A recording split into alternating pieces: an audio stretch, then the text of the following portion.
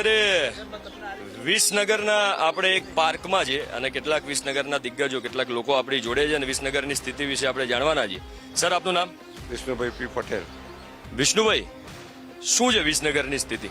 વિસનગરની સ્થિતિમાં આપણે કહીએ કે રોડ રસ્તા બધું સારું થયું છે, પાણીની વ્યવસ્થા પણ સારી છે અને અત્યારે જે સરકાર છે અહીંયા બરાબર એ બધું વ્યવસ્થિત રીતે ચલાવે છે, સારું છે.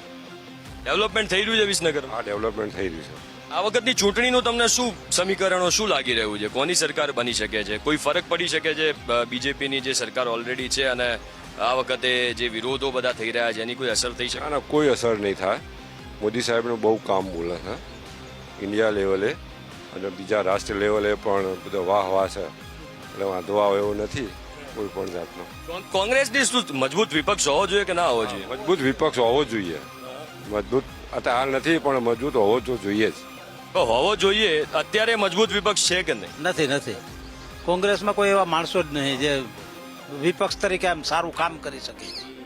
તકલીફ જ ત્યાં છે, માટે જ આ બીજેપી આવે છે ને. તમારે વિસનગર એટલે મહેસાણા લોકસભા સીટ, તો આ શું સ્થિતિ શું જોઈ રહ્યા છો મહેસાણા લોકસભામાં? તમારા હરિભાઈ છે ને આ વખતે બીજેપીના ઉમેદવાર, અને કોંગ્રેસ હવે જાહેર કરશે ટૂંક સમયમાં. હજી તો જાહેર થયું નહીં. હરિભાઈ જીતશે. અને ગઈ વખતે શારદાબેન હતા, 2,80,000ની કંઈક લીડથી જીત્યા હતા, તો એમને રિપીટ નહીં કર્યા. આ વખતે નવા ઉમેદવારને લાયા છે, તો એનું કારણ શું હોય છે કે શું સ્થિતિ શું છે? એ તો એ પક્ષની વિચારધારા છે ને. એમને જે નક્કી કર્યા હોય એ પ્રમાણે એ લોકો ટિકિટ આપે. એમાં આપણું તો કોઈ ચાલતું નહીં. આ લોકો મોટા ભાગે સર એવું કહેતા હોય છે કે અમે મત આલવા જઈએ તો પક્ષને જોઈએ અથવા અત્યારે તો બ્રાન્ડ મોદી સાહેબને જોઈએ. નોર્મલી એવું હોવું જોઈએ કે ઉમેદવારને જોઈને વોટ આલવો જોઈએ કે કોઈ એક વ્યક્તિને વોટ જોઈને આલવો? નક્કી કરવાના હોય તો હોવું જ જોઈએ. આ વખતે વડાપ્રધાન નક્કી. હા, લોકસભામાં તો એ જ હોય ને, એટલે એ તો હોવું જ જોવે ને. કોણ વડાપ્રધાન બને છે એ બહુ મહત્વની બાબત છે. આટલી ફેન ફોલોઈંગ કેમ છે મોદી સાહેબ? એ તો ખબર પડે. એ કુદરતી હવા જે હોય મને હાલવા જઈએ એટલે ત્યાં જઈએ ને એટલે ગમે તે કોઈ બહાર ગમે તે કહેતા પણ વોટ હાલવા જઈએ એટલે તો કમળમાં જ જાય છે. હવે એ ખબર પડતી નહીં. તો એમાં શું ઈવીએમમાં કઈ લફડા? ના, ઈવીએમમાં કોઈ લફડા ના હોય. ના, અમે ટીચર હતા એટલે ઈવીએમમાં તો કોઈ નહીં. અમે ગયેલા છીએ, ઈવીએમમાં તો કોઈ લફડા નહીં થતા. આ મોંઘવારી ને રોજગારીના વિપક્ષ એવું કહે છે કે દેશમાં અત્યારે તકલીફ પડી રહી છે. ખરેખર આપ આટલા અનુભવી લાગો છો અને તમે જેમ કીધું કે શિક્ષક છો, તો આપના અનુભવ પ્રમાણે શું સ્થિતિ છે? પહેલા શું સ્થિતિ હતી, અત્યારે શું સ્થિતિ છે? તકલીફો છે જ. એટલે તો આપણું યુવાધન બધું બહાર જતું રહે. કેટલું બધું રોજના કેટલા વિદ્યાર્થીઓ 300 વિદ્યાર્થીઓ બહાર જાય. શા માટે બહાર જાય? અહીં રોજગારી નથી. રોજગારી છે તો પૂરો પગાર મળતો નથી. વળતર છે, વળતર મળતું નહીં. એટલા માટે આ લોકો બહાર જતા રહે. તમારું શું છે કેવું છે? રોજગારી, મોંઘવારી?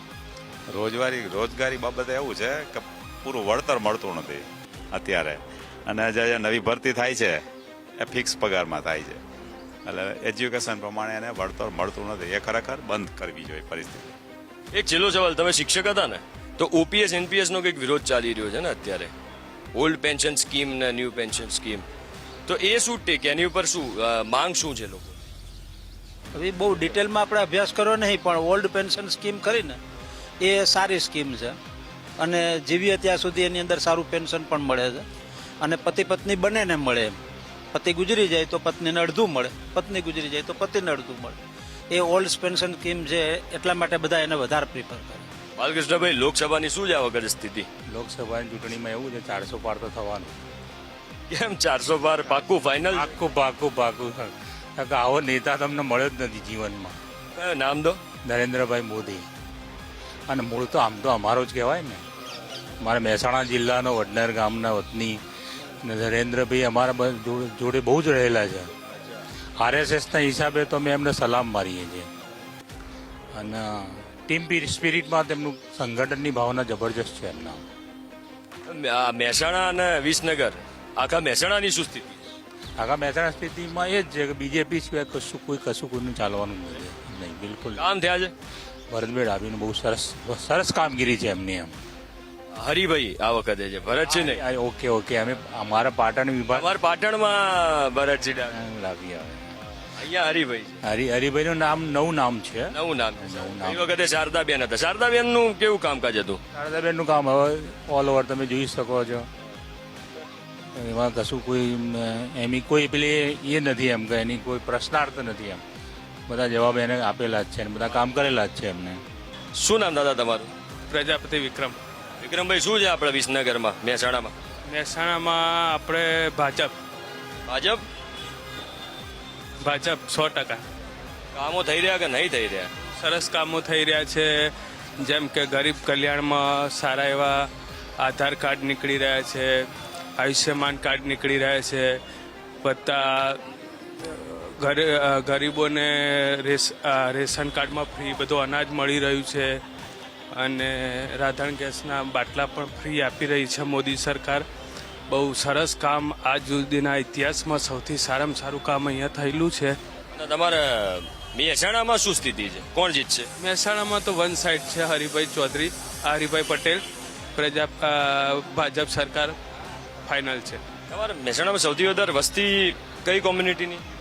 મહેસાણામાં આમ જોવા જો તો પટેલો. તો સામે અગર કોંગ્રેસ બી પટેલ ઉમેદવાર રાખે તો કઈ ફરક પડે? ના, એવું કંઈ હોતું નથી. આમાં હવે જે લોકો છે હવે જાગૃત થઈ ગયા છે.